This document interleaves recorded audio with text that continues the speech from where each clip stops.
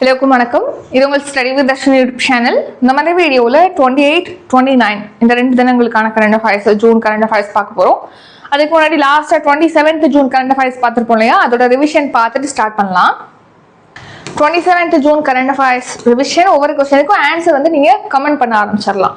First question, வெனிசுலாவில் ஏற்பட்ட இரட்டை நிலநடுக்கத்தை தொடர்ந்து இந்தியா தொடங்கிய மனிதாபிமான நிவாரண திட்டம் எது? Answer operation அமிஸ்தாட்.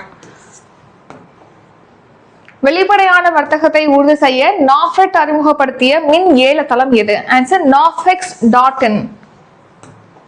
உலகின் மிகப்பெரிய மெத்தனால் இரட்டை எரிபொருள் கப்பல் எது? Answer OOCL wisdom. இது வந்து சீனாவுடைய கப்பல்.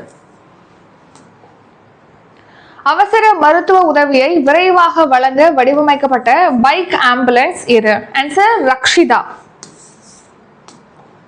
உலகிலேயே முதன்முறையாக அணுசக்தி மூலம் ஹைட்ரஜன் எரிபொருள் உற்பத்தி செய்யும் புதிய தொழில்நுட்ப நிலையம் எங்கு நிறுவப்பட்டுள்ளது? ஆன்சர் கல்பாக்கத்தில் இந்திரா காந்தி அணு ஆராய்ச்சி மையத்தில். சர்வதேச போதைப் பொருள் ஒழிப்பு தினம் எப்போது அனுசரிக்கப்படுகிறது? ஆன்சர் ஜூன் 26 நம்ம அனுசரிக்கிறோம். இந்தியாவிலேயே உருவாக்கப்பட்ட வான்வழி முன்னெச்சரிக்கை மற்றும் கட்டுப்பாட்டு அமைப்பின் பெயர் என்ன? ஆன்சர் நேத்ரா. போதைப் பொருள் தடுப்பு ஒருங்கிணைப்பு மையத்தின் 10வது உயர்நிலை கூட்டம் எங்கு நடைபெற்றது? Answer new Delhi. 2வது பாக்சிலிகா மாநாடு எங்கு நடைபெற்றது? ஆன்சர் வாஷிங்டன் டிசில நடைபெற்றது. இப்போ டுடே கரண்ட் அஃபேர்ஸ் பார்க்கலாம். So 28 and 29th June current affairs பார்க்க போகிறோம். அதுக்கு முன்னாடி இப்போ ஜூலை 2ஆம் தேதி குரூப் 1க்காக ப்ரிலிம்ஸ் டெஸ்ட் பேட்ச் வந்து ஸ்டார்ட் ஆகுது. பைலிங்கலாக இருக்கும் கொஸ்டின். உங்களுக்கு 30 டெஸ்ட் இருக்கும்.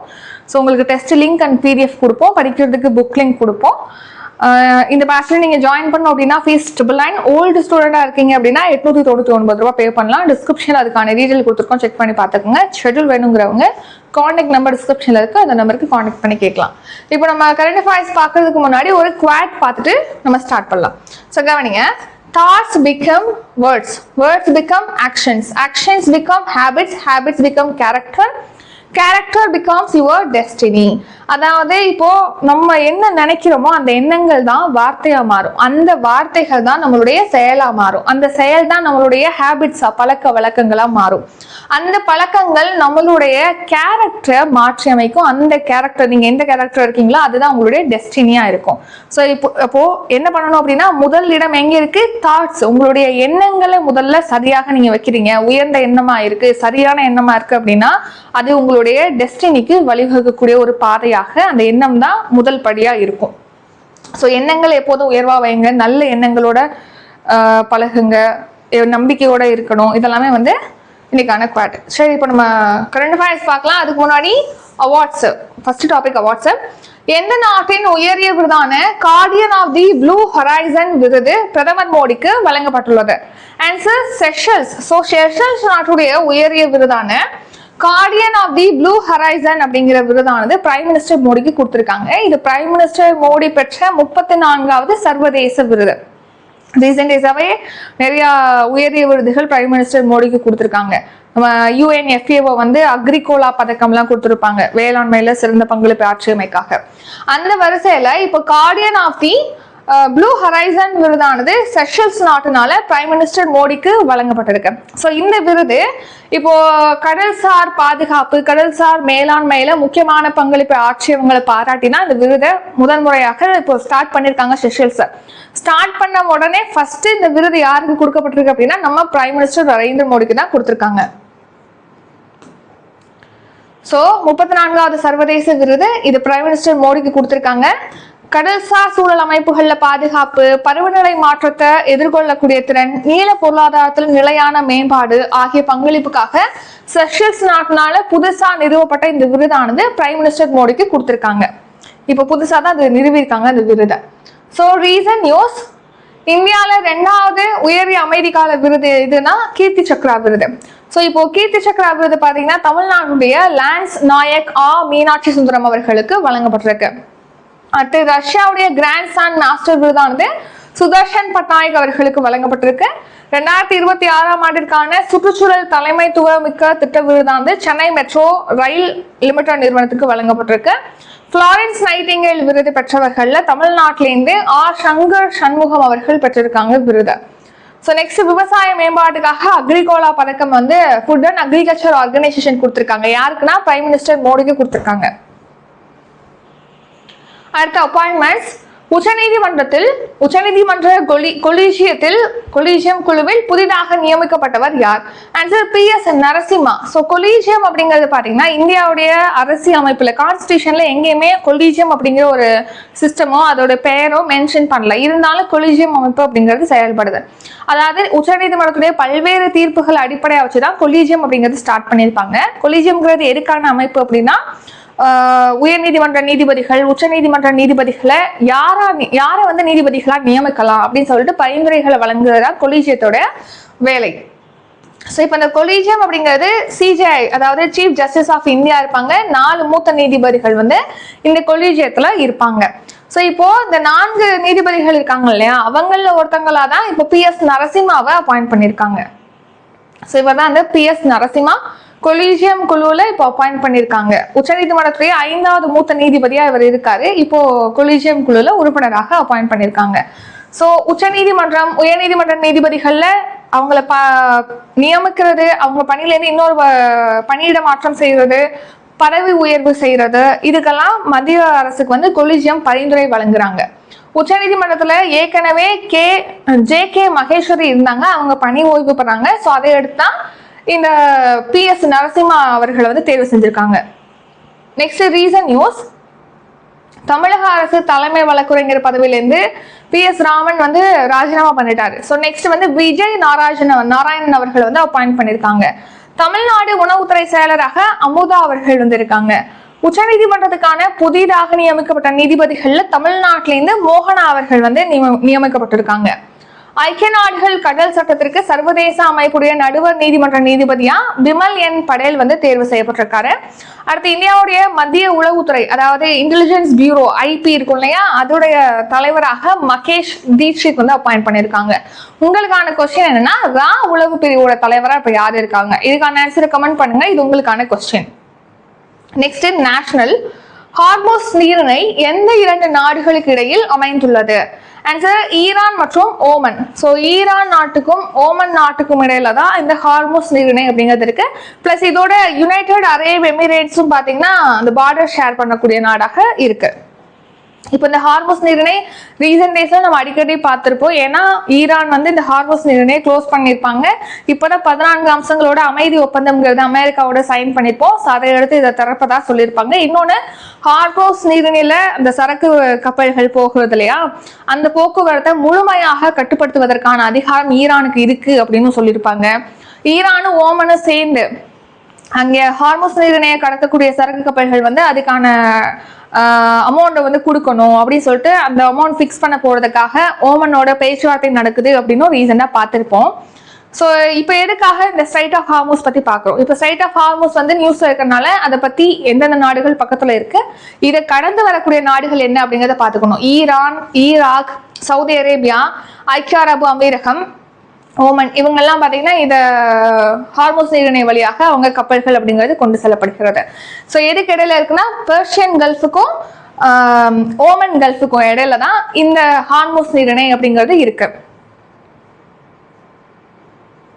ஸோ இப்போ இந்த ஹார்மோஸ் நீரிணையில ஈரானால் அங்கீகரிக்கப்படாத வழித்தடத்துல சரக்கு கப்பல் சென்றிருக்குன்னு சொல்லிட்டு அதன் மீது தாக்குதல் நடத்தியிருக்காங்க ஈரான். ஸோ அதுக்கு வந்து கடுமையாக கண்டிச்சிருக்காங்க அமெரிக்கா. மறுபடியும் மோதல், ஈரானுக்கும் அமெரிக்காவுக்கும் இடையே அந்த அமைதி ஒப்பந்தம் மேற்கொள்ளப்பட்டதுக்கு அப்புறமும் மறுபடியும் மோதல் அப்படிங்கிறது ஏற்பட்டிருக்கு. அதனால பாக்குறோம் ஹார்மோஸ் நீரிணை அப்படிங்கிறது ஈரான், ஓமான் இந்த 2 நாடுகளுக்கு இடையே இருக்கு அந்த பார்டர் ஷேர் பண்ணது ஹார்மோஸ் நீரிணைங்கிறது. நெக்ஸ்ட் அமெரிக்கா ஈரான் போர் தொடங்கினதுக்கு அப்புறம் ஹார்மோஸ் நீரிணையை க்ளோஸ் பண்ணியிருப்பாங்க. இப்போதான் 14 அம்சங்கள் கொண்ட ஒப்பந்தம் அப்படிங்கிறது சைன் ஆனிச்சு. ஸோ அதை அடுத்து ஓமன் நாட்டோட சேர்ந்து கடல் எல்லையொட்டிய புதிய வழித்தடத்தை சரக்கு கப்பல்கள்லாம் இங்கே நிற்கிது இல்லையா, அதெல்லாம் வந்து போகணுங்கிறதுக்காக புதிய கடல் எல்லை ஒரு திட்டத்தை வந்து வழித்தடத்தை வந்து தொடங்கியிருப்பாங்க ஐக்கிய நாடுகளுடைய சர்வதேச கடல்சார் அமைப்பு. ஸோ அதன் வழியாக போகக்கூடாது, அது முழுமையாக கட்டுப்படுத்துவதற்கான அதிகாரம் வந்து யாருக்கு இருக்கு, ஈரானுக்கு தான் இருக்குன்னு சொல்லிட்டு ஈரான் வந்து சொல்றாங்க. ஸோ இப்போ பாகிஸ்தான், கத்தார் நாடுகள் இந்த நாடுகளுடைய மத்தியஸ்தத்தின் மூலமாக தான் இந்த 14 அம்சங்கள் கொண்ட ஒப்பந்தம்ங்கிறது ரீசெண்டா சைன் ஆயிருக்கும். Next science and tech. Bharat taxi சேவையை தொடங்கி வைத்தவர் யார்? ஆன்சர் அமித்ஷா. ஸோ இந்த வருஷம் பிப்ரவரியில தான் இந்த பாரத் டாக்ஸி சேவையை வந்து தொடங்கி வச்சிருப்பாங்க. ஸோ கூட்டுறவு அமைப்புகள்லாம் இணைஞ்சு இப்போ எப்படி ஓலா, ஆட்டோ, ஊப்பர் வசதிகள் அப்படின்னு சொல்லிட்டு நம்ம பார்க்குறோம். ஸோ ஆன்லைன்லேயே நம்ம வந்து இந்த ரூட்ல போகணும்னு சொல்லிட்டு நீங்கள் கூப்பிட்டீங்க அப்படின்னா டாக்ஸி வரும், ப்ளஸ் ஆட்டோ, அதுக்கான வசதிகள்லாம் இருக்கு இல்லையா. அந்த மாதிரி கூட்டுறவு, அது ப்ரைவேட் அந்த மாதிரி ஸ்டார்ட் பண்ணியிருக்காங்க. ஆப் மூலமாக நம்ம வந்து எந்த வழியாக போகணுமோ அதுக்கு புக் பண்ணுறது அந்த வாகனங்களை. அந்த மாதிரி இப்போ கூட்டுறவு அமைப்புகள்லாம் ஒன்னா சேர்ந்து இந்த வசதியை கொண்டு வந்திருக்காங்க. அதுதான் இந்த பாரத் டாக்ஸி அப்படின்னு சொல்றோம். ஸோ இதுல பயணிக்கிறவங்களுக்கும் சரியான கட்டணம் இருக்கும், ஓட்டுநர்களுக்கும் சரியான அந்த கட்டணம் அப்படிங்கிறது கிடைக்கும். ஸோ அந்த வகையில தான் இந்த பாரத் டாக்ஸி அப்படிங்கிறது ஸ்டார்ட் பண்ணியிருக்காங்க. இந்த வருஷம் பிப்ரவரி 5 அமித்ஷா அவர்கள், உள்துறை மற்றும் கூட்டுறவுத்துறை அமைச்சர் அமித்ஷா அவர்கள் தொடங்கி வச்சிருப்பாங்க. ஸோ இப்போ குஜராத்லையும் இந்த சேவையை வந்து தொடங்கி வச்சிருக்காங்க. ஸோ கொஞ்சம் கொஞ்சமாக தானே எக்ஸ்டெண்ட் பண்ணுவாங்க. இப்போ குஜராத்லையும் தொடங்கியிருக்காங்க. அதனால அதை பற்றி பார்க்குறோம். ஸோ பாதுகாப்பான பயணம் உறுதி செய்யப்படுது, மலிவான விலையில் நம்ம பயணம் மேற்கொள்ள முடியும், தொழில்நுட்ப வசதியோட ஆப்லேயே நம்ம வந்து புக் பண்ணிக்கலாம் எந்த வழியாக போகணும் அப்படின்னு சொல்லிட்டு. Next reason news. ஸோ இப்போ தேர்தல் நடந்ததுக்கு அப்புறம், வாக்குப்பதிவு நடந்ததுக்கு அப்புறமா எவ்வளோ வாக்குகள் எண்ணுவாங்க இல்லையா. ஸோ உடனுக்குடன் அந்த வாக்குப்பதிவு நடைமுறையை தெரிஞ்சுக்கிறதுக்காக ECI Net ஆப் வந்து லான்ச் பண்ணியிருக்காங்க. ஸோ நெக்ஸ்ட் வந்து மோசடி அழைப்புகள் குறித்து புகார் அளிக்கிறதுக்காக Do Not Disturb DND அப்படிங்கிற ஆப் இன்ட்ரடியூஸ் பண்ணியிருக்காங்க. ரயில் ஒன் செயலி அப்படிங்கிறதுனா ரயில்வே சம்பந்தமான அனைத்து விஷயங்களையும் நீங்க ஒரே செயலி மூலமாக பெற்றுக்கொள்ள முடியும். அதுதான் ரயில் ஒன் செயலி. Next national. எந்த நாட்டின் 250வது சுதந்திர தின கொண்டாட்ட அணிவகுப்பில் இந்திய கடற்படை பாய்மர பயிற்சி கப்பல் சுதர்ஷினி பங்கேற்க உள்ளது? Answer America. அமெரிக்காவுடைய 250வது சுதந்திர தினம் அப்படிங்கிறது இப்போ நம்ம செலிப்ரேட் பண்ண போறாங்க. ஸோ அந்த செலிப்ரேஷன்ல நம்ம நாட்டுடைய பாய்மர கப்பல் சுதர்ஷினி வந்து பங்கேற்குது. ஸோ 250வது சுதந்திர தின கொண்டாட்டம் எங்கே? அமெரிக்காவுடைய சுதந்திர தின கொண்டாட்டம். அங்கே எந்த கப்பல் பங்கேற்குது அப்படின்னா சுதர்ஷினி பாய்மர கப்பல் அப்படிங்கிறது பங்கேற்குது. ஸோ இந்த சுதர்ஷினி பாய்மர கப்பல் அப்படிங்கிறது பார்த்தீங்கன்னா லோகாயன் 26 அப்படிங்கிற பேர்ல கொச்சியிலேருந்து தொடக்கத்துல இந்த வருஷத்துடைய ஸ்டார்டிங்ல வந்து உலகை சுற்றும் பயணத்துல வந்து ஸ்டார்ட் ஆயிருக்கு. ஸோ ஒரு 20,000 மைல் வந்து கடக்கணும் அப்படிங்கிறது தான் டார்கெட். இப்போ ஒரு 13,000 மைல்கள் வந்து கடந்திருக்காங்க அப்படின்னு சொல்லி தெரிவிச்சிருக்காங்க. ஸோ அதோட ஒரு பகுதியாக அமெரிக்காவுக்கு இந்த சுதர்ஷினி பாய்மர கப்பல் அப்படிங்கிறது செல்லுது. ஸோ 13,000 நாட்டிக்கல் மைல் இது வரைக்கும் பயணிச்சிருக்கு. 22,000 நாட்டிக்கல் மைல் தான் டார்கெட் இருக்கு. Next Tamil Nadu current affairs. எங்க அமைந்துள்ள சாலைக்கு டொனால்ட் ட்ரம்ப் அவென்யூ என பெயர் சூட்டப்பட்டுள்ளது? ஆன்சர் வந்து ஹைதராபாத். ஹைதராபாத்ல உள்ள அமெரிக்காவுடைய தூதரகம் இருக்குல்ல, துணை தூதரகம். ஸோ அந்த சாலைக்கு தான் இந்த டொனால்ட் ட்ரம்ப் அவென்யூ அப்படிங்கிற பெயரானது சூட்டப்பட்டிருக்கு. ஆன்சர் ஹைதராபாத். ஸோ ஹைதராபாத்ல உள்ள அமெரிக்க துணை தூதரகத்தில் உள்ள சாலைக்கு, துணை தூதரகம் அமைந்துள்ள சாலைக்கு டொனால்ட் ட்ரம்ப் அவென்யூ அப்படிங்கிற பெயர் சூட்டியிருக்காங்க. இதுக்கு டொனால்ட் ட்ரம்ப்பும் நன்றி தெரிவிச்சிருக்காரு பேர் வந்து சூட்டினதுனால. Next national current affairs. Operation அமஸ்தாட் என்ற பெயரில் இந்தியா எந்த நாட்டுக்கு நிவாரண பொருட்களை அனுப்பியது? நம்ம லாஸ்ட் டே கரண்ட் அஃபேர்ஸ்ல பார்த்திருப்போம்.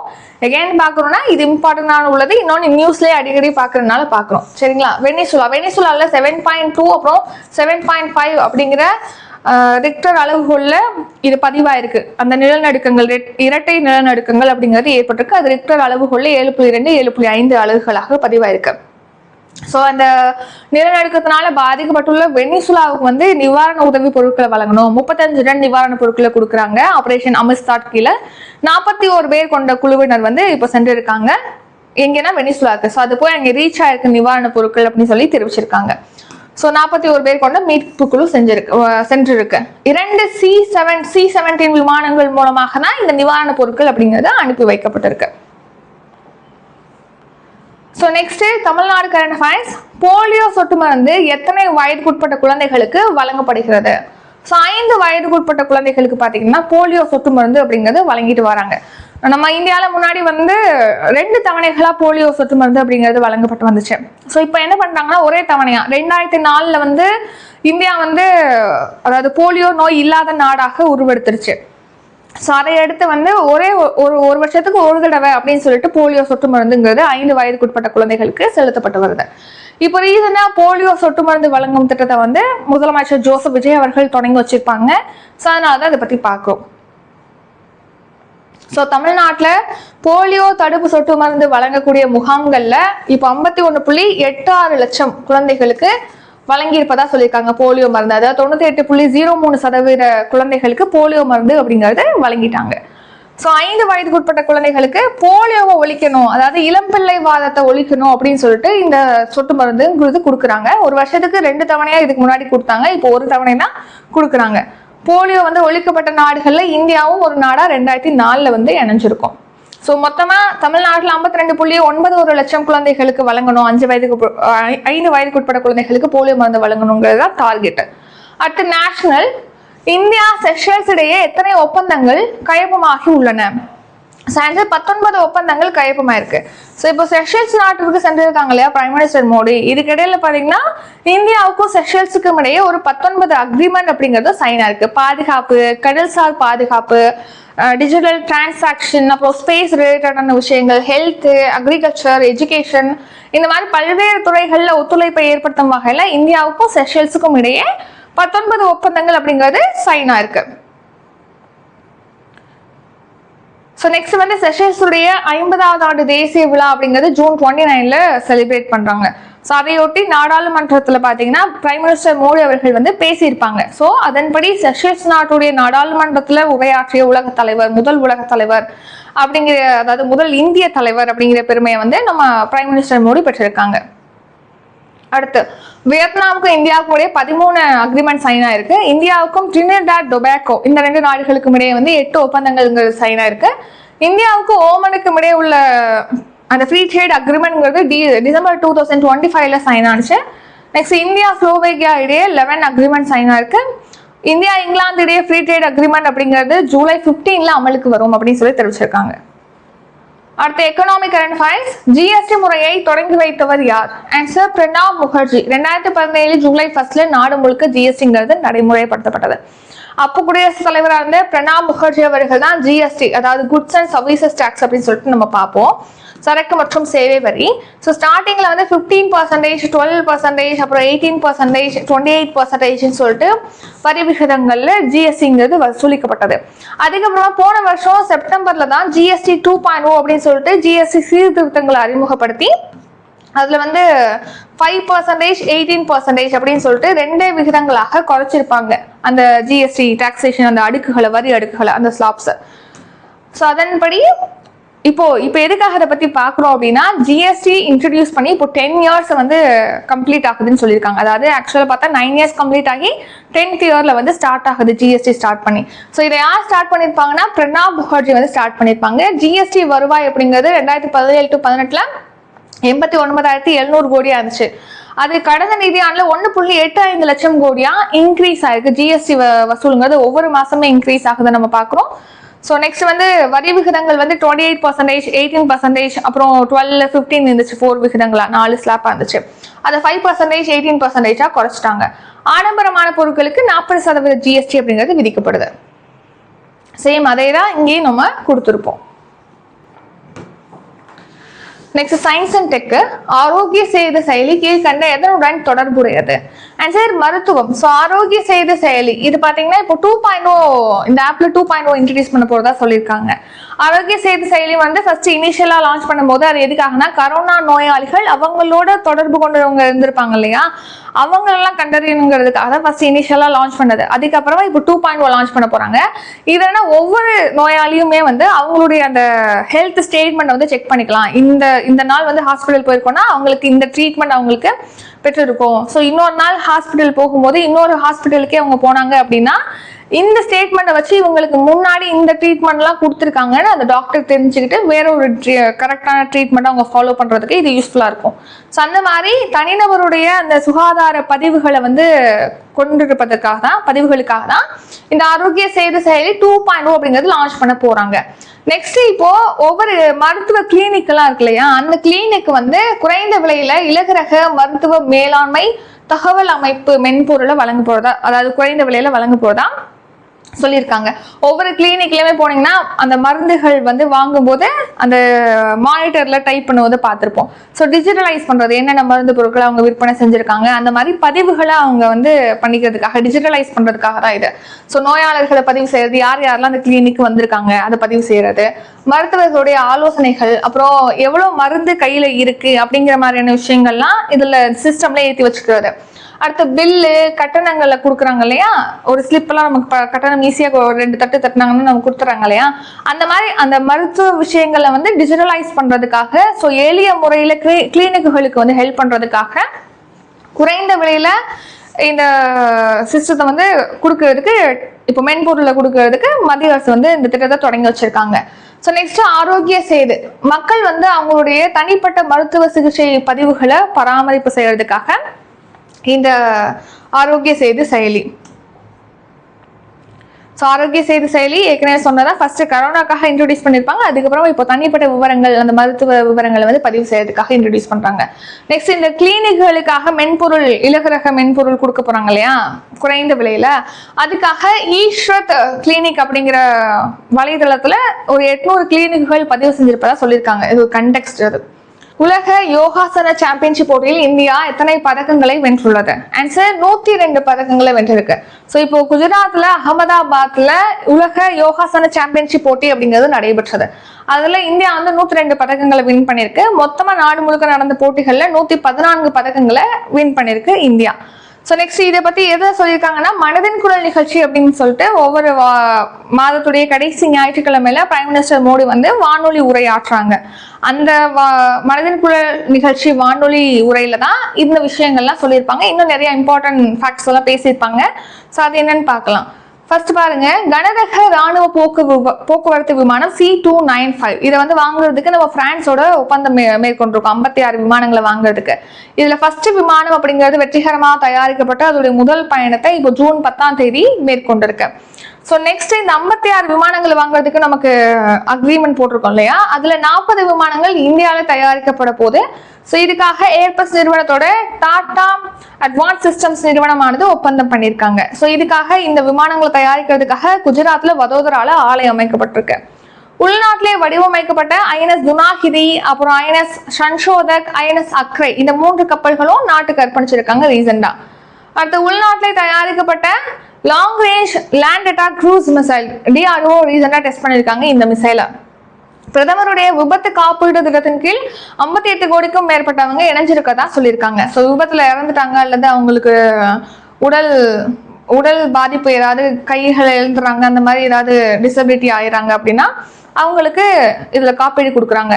பிரதமரின் ஜீவன் ஜோதி ஆயுள் காப்பீடு திட்டம். ஸோ இந்த ஸ்கீம் கீழே இறந்துட்டாங்க அப்படின்னா அந்த காப்பீடுதாரர் இருக்காங்க இல்லையா பயனாளர், அவங்களுக்கு 2 lakh வந்து கொடுக்குறாங்க. அடுத்து தமிழ்நாடு கரண்ட் அஃபேர்ஸ்.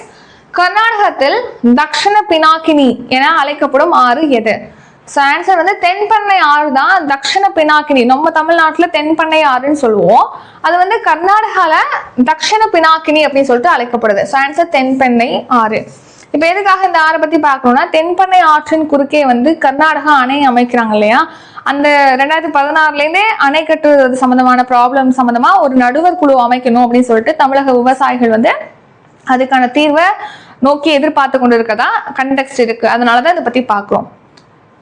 ஸோ கர்நாடகத்திலேருந்து தமிழகத்துக்கு பாயக்கூடிய தென்பண்ணை ஆறு விவகாரத்துல நடுவர் மன்றம் விரைந்து அமைக்கப்படணும் அப்படின்னு சொல்லி தமிழக விவசாயிகள் மத்தியில அந்த ஒரு எதிர்பார்ப்புங்கிறது எழுந்திருப்பதனால இந்த கொஸ்டினை நம்ம பார்க்கிறோம். ஸோ இந்த தென்பண்ணை ஆறுன்னு சொல்றோம், அது வந்து தக்ஷண பினாக்கினின்னு சொல்லிட்டு கர்நாடகால அழைக்கப்படுது. கர்நாடகாலேருந்து தான் இந்த தக்ஷண பினாக்கினி அப்படிங்கிறது தமிழ்நாட்டுக்குள்ள வருது. ஸோ நம்ம தமிழ்நாட்டில் உள்ள காவிரிக்கு அப்புறமா ஒரு பெரிய ஆறு அப்படின்னா அது வந்து இந்த தென்பண்ணை ஆறு தான். கர்நாடகால சிக்பலாப்பூர் அந்த இடத்துல நந்தி மலையில தான் இந்த தக்ஷண பினாக்கினி அப்படிங்கிற ஆறு பிறக்குது. ஸோ ஆந்திரால வரும்போது இதை வடபெண்ணை ஆறுன்னு சொல்றோம், தமிழ்நாட்டில் இதை தென்பெண்ணை ஆறு அப்படின்னு சொல்றோம். ஸோ நெக்ஸ்ட் 2014 கர்நாடகம் வந்து தென்பெண்ணை ஆற்றுல அணையை கட்டியிருப்பாங்க. வங்காள விரிகுடால இந்த தென்பெண்ணை ஆறு போய் கலக்கிறதுக்கு முன்னாடி 497 கிலோமீட்டர் தொலைவுக்கு இது பாயுது. ஸோ அதுல 93 கிலோமீட்டர் வந்து கர்நாடகத்துல பாயுது. பெங்களூரு ஏரி அங்கே உள்ளவங்களுக்கு விவசாயிகளுக்கு இந்த நீர் வந்து ஆதாரமா இருக்கு. அடுத்து மொத்த நீர்பிடிப்பு பகுதியில 77% நம்ம தமிழ்நாட்டுல தான் இருக்கு இந்த ஆற்றுடைய நீர்பிடிப்பு பகுதி. ஆண்டுக்கு 62 டிஎம்சி நீர் வந்து பாயுது இந்த ஆற்றுல. அதுல நம்ம தமிழ்நாட்டுக்கு 3.5 டிஎம்சி நீர் தான் கிடைக்குது. ஸோ நெக்ஸ்ட் கர்நாடகால மார்க்கண்டேயா அணையானது அந்த ஆற்றின் குறுக்கே, தக்ஷண பினாக்கினின்னு சொல்றோம் இல்லையா, அந்த ஆற்றின் குறுக்கே மார்க்கண்டேயா அப்படிங்கிற அணையை கர்நாடகா கட்டியிருக்கு. நம்ம தமிழ்நாடு வந்து கிருஷ்ணகிரி, சாத்தனூர் அணைன்னு சொல்லிட்டு பல அணைகளை கட்டியிருக்காங்க. 2 மாநிலமும் சேர்ந்து மொத்தமா 4370 சதுர கிலோமீட்டர் பரப்புக்கு பாசன வசதியை இந்த ஆறு ஆனது வழங்குது. கர்நாடகம் இப்போ நம்ம வந்து 3.5 டிஎம்சி வாட்டர்னு சொல்லி பார்த்தோம் இல்லையா, கர்நாடகாவுக்கு 7 டிஎம்சி வாட்டர் தண்ணீரை வந்து இந்த இதுல பெறுது. அடுத்த ஆபிஸ்வரி, சமீபத்தில் காலமான கே பாக்யராஜ் கீழ்கண்ட எதனுடன் தொடர்புடையவர்? ஸோ இவருடைய திரைப்பட இயக்குனர், நடிகர். பாக்யராஜ் அவர்கள் வந்து திரைத்துறையை சேர்ந்தவர். ஸோ இவர் ஒரு திரைப்பட நடிகர் மற்றும் இயக்குனர். இப்போ ரீசெண்டாக வந்து காலமாயிட்டாங்க. 1980 காலங்களில் இவரை தலை சிறந்த திரைக்கதை மன்னன் சொல்லிட்டு போட்டிருப்பாங்க. நெக்ஸ்ட் ஃபைனலாக ஷார்க் நியூஸ். இப்போ ஜப்பான்ல மெக்காலா, ஹிக்கோஸ் அப்படின்னு சொல்லிட்டு 2 புயல்கள் அடுத்தடுத்து தாக்கியிருக்கு. Next today current affairs revision பார்க்கலாம். அதுக்கு முன்னாடி நம்ம சேனல்ல குரூப் 4க்கான கிளாஸஸ் வந்து ஸ்டார்ட் ஆகுது ஜூலை 15. அதை பற்றி டீட்டெயில் டிஸ்கிரிப்ஷனில் இருக்கு. குரூப் 1க்கு ஜூலை 2ஆம் தேதி டெஸ்ட் பேட்ச் வந்து ஸ்டார்ட் ஆகுது. அப்கமிங் டெஸ்ட் பேட்ச் பற்றி டீட்டெயிலாக டிஸ்கிரிப்ஷனில் கொடுத்துருக்கோம், செக் பண்ணி பார்த்துக்கோங்க. இப்போ நம்ம ரிவிஷன் பார்த்துடலாம். என்ன நாட்டின் உயரிய விருதான Guardian of the Blue Horizon விருது பிரதமர் மோடிக்கு வழங்கப்பட்டுள்ளது? Answer Seychelles. உச்சநீதிமன்றத்தின் கொலீஜியம் குழுவின் புதிதாக நியமிக்கப்பட்டவர் யார்? Answer PS Narasimha.